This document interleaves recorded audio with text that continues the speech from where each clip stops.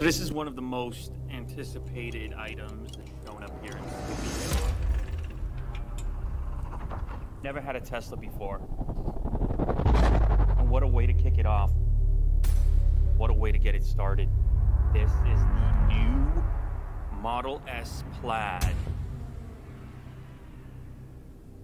This is special.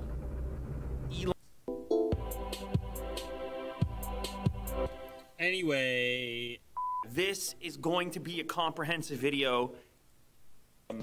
Mirror caps out of carbon. Levels, and this is prior to getting into the vehicle. Immediately letting you see it. Something about it feels futuristic.